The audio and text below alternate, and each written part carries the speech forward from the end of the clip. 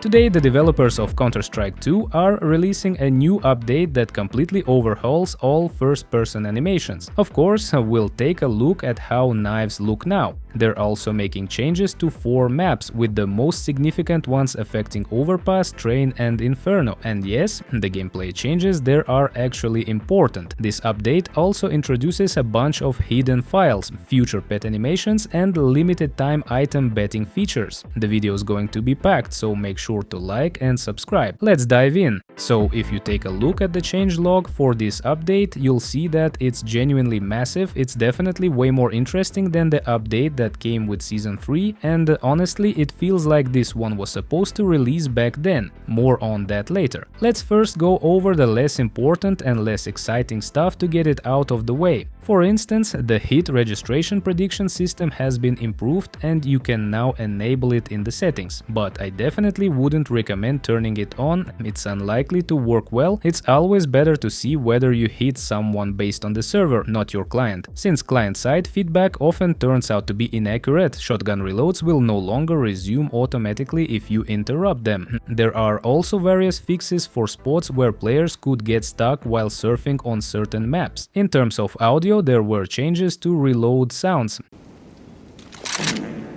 They added perhaps the most random console command ever, SV_surf sounds, along with a command that lets you control the volume of that sound. Yep, the devs suddenly decided we need a dedicated surf sound while surfing, which is very strange. Also, all chicken animations have been updated in this patch. Though I personally don't notice much difference, they do look decent, and clearly the devs didn't change them for no reason. This is likely one more step toward the addition of in-game pets. Moving a bit away from the official changelog, at the beginning of the video I mentioned a large number of hidden files. For example, Gabe tells us that new character animations were added, specifically ones where players are holding chickens, and now the updated chicken animations start to make a lot more sense. It begs the question, are pets actually coming to Counter-Strike 2? People have been talking about them for a long time now. We've even seen first-person animations of a player holding one, which obviously hints at something, but in this case the animations seem more like something you'd see at the end of a match, when characters are shown standing together after matchmaking ends or during halftime. Now let's move on to the map changes. First off, on Inferno, the iconic hanging string lights are gone, which honestly kills some of the map's vibe. In the church area, the windows of the actual church have been opened up, which of course adds new grenade opportunities. These 3 windows are now completely open and all the others have been smashed as well, and the devs are clearly just adding more variety to how you can play the maps, and that's a good thing. Not far from there, we see another change on B side. One of the boxes has been redesigned. Now it has 2 tiers, meaning you can no longer stay fully covered from banana. Previously it was hard for enemies to clear that angle because you were practically invisible behind it. Also minor changes like the removal of railings on one of the ladders. It's now just a clean stairway. On A side the railings were modified too. Now they're fully closed off. If I remember correctly, they used to be like this before, which makes pushing A more difficult for T's since you have to jump to get over. These were the most important changes to Inferno. The rest are minor and not really worth breaking down. The reason I said this update should have launched back when Season 3 started is because Overpass also received changes, which were probably just delayed by 2 weeks. Now for the Overpass changes. The van on A side was moved, giving you new angles and gameplay options. The wall on A was also raised slightly. It used to line up with this stripe, but now it's taller, probably to prevent boost spots. While that may seem minor, the devs say they've returned some wires to the map. These may play a role in smoke lineups or other utility throws. Honestly, no one really pays attention to the wires, but they must serve a purpose. You can barely remember where they were before or if they even existed.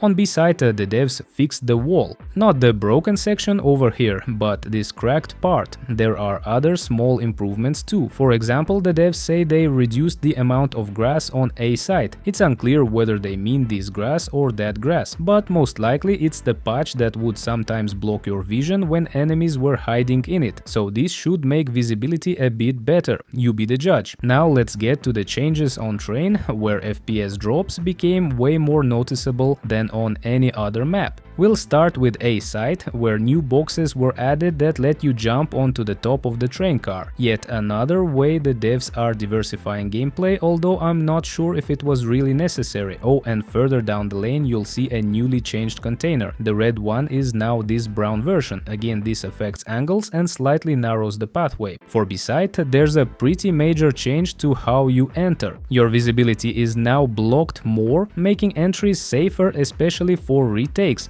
These boxes fully block the view of a certain angle. On top of that, the ladder got wider. Another visibility change is the addition of these boxes on B-side. More objects to hide behind, which is arguably a good thing. Feel free to share your thoughts in the comments. You thought that was the last new box on this map? Nope, this one was added, or maybe brought back if my memory is right. I feel like it used to be here. Anyway, it's meant to give you more safety again. Those were the most important gameplay changes on those 3 maps. So now we can finally check out the new weapon and knife animations. First up, you might have already noticed the Glock animation. Yeah, it feels totally different now. Generally speaking, all animations have changed, or so it seems, because the game has moved to the new Anim Graph 2 system. These animations feel slightly slower and smoother compared to the old ones. That said, they're not radically different, mostly just polished versions of the originals. Still, if you're watching this on video, it may seem like nothing changed, but hop into the game and you'll feel it instantly.